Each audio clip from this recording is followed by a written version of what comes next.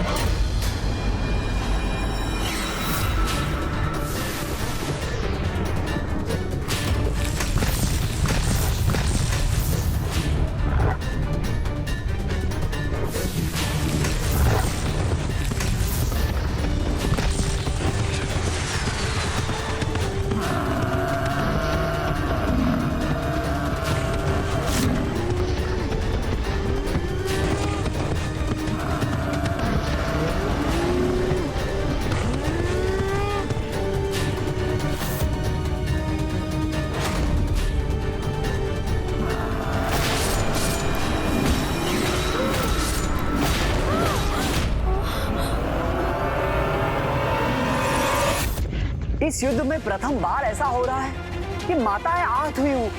ये पुनर्जीवित होकर पुनः कठोर प्रहार कैसे कर पा रहे हैं?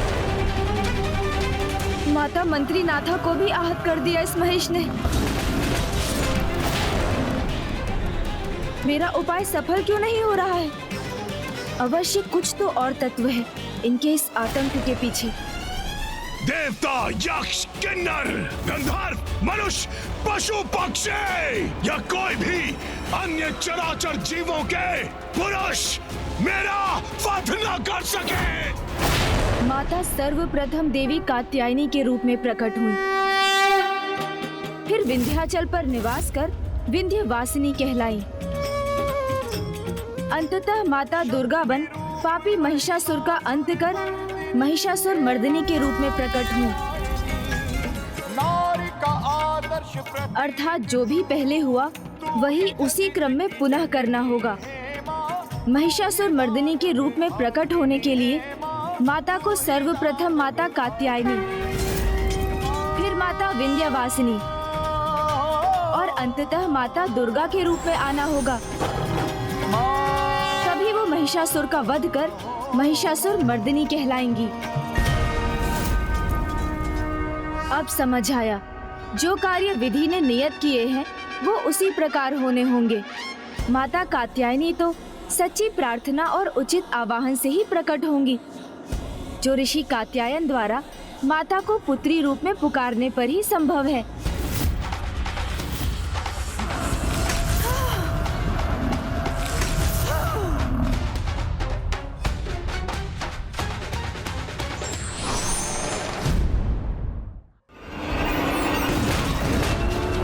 ये गणेश अचानक युद्ध भूमि से कहां चला गया?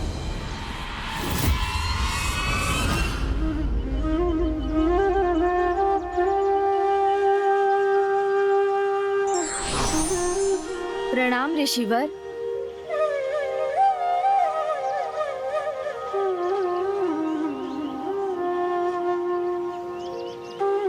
प्रणाम गौरी नंदन गणेश, आप यहाँ? हाँ ऋषिवर, मैं एक अनुरोध लेकर आया हूँ। आपका अनुरोध मेरे लिए आदेश के समान है, बताइए। आपको पुनः उनका आवाहन करना होगा। किनका प्रभु? उन्हीं का जिनकी आप उपासना कर रहे थे, आपकी पुत्री माता कात्यायनी का।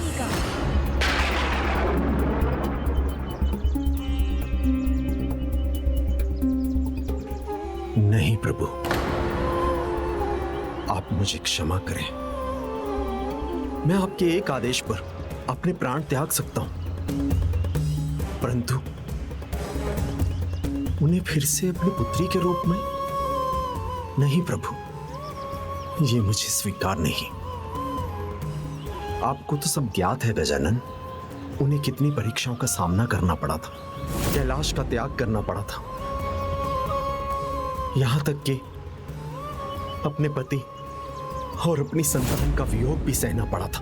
मेरी पुत्री बनने के बाद भी उनके कष्ट दूर नहीं हुए थे। उनको अपने पति का साथ नहीं, आदेश मिला था महिषासुर के वध का, और अपने पति और संतान की पुनः प्राप्ति के लिए उन्हें कितना कठोर तप करना पड़ा था। यहां तक कि स्वयं महादेव ने भी अपनी जटाओं में वास करने वाली गंगा में बहने के लिए उन्हें विवश कर दिया था। नहीं, कदापि नहीं। ये ऋषि आपके एक आदेश पर अपने प्राण त्याग सकता है, किंतु ये पिता अपनी पुत्री को उस अपार कष्ट में कदापि नहीं देख सकता। क्षमा करें मुझे प्रभु। ऋषिवर, ये सृष्टि के लिए अत्यंत महत्वपूर्ण है। प्रभु, आपका आगमन ही इस कार्य की महत्वता को दिखाता है, लेकिन अपनी पुत्री के सुख के आगे सब महत्वहीन है, इसलिए मुझे आप क्षमा करें। किंतु ऋषि कात्यायन के आवाहन के बिना माता कात्यायनी प्रकट नहीं होंगी, और ऐसा हुआ तो सभी का संकट बनने वाले इस महिषासुर का वध असंभव हो जाएगा।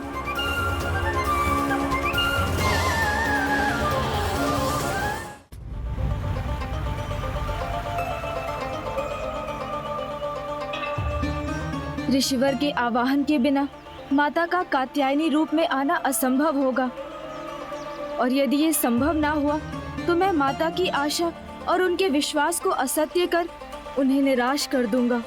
मैं ऐसा कोई कार्य क्यों करूं जिससे माता को पुनः कष्ट हो? ऋषि कात्यायन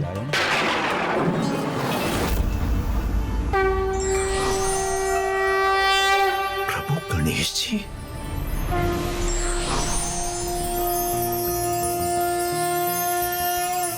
ऋषि कात्यायन, आप एक महान ऋषि होकर भी सांसारिक मोह माया में उलझकर धर्म की रक्षा के अपने धर्म से विमुख क्यों हो रहे हैं? ध्यान रहे, तब जो भी हुआ वो नियति थी। जिनके कष्ट के विचार में आप उलझे हैं उन्हीं की लीला थी। जिनकी इच्छा से ही संसार में कुछ भी होता है। मत भूलिए, आपकी पुत्री जगत जननी है, तो उसी रूप में गणेश की माता भी थी। माता और पुत्र का संबंध तो पिता और पुत्री के संबंध से भी अधिक विशेष होता है। ये जानते हुए भी आप अपनी पुत्री के ही पुत्र गणेश को मना क्यों कर रहे हैं, जो एक अत्यंत महत्वपूर्ण कारण से ही आपके पास आए हैं?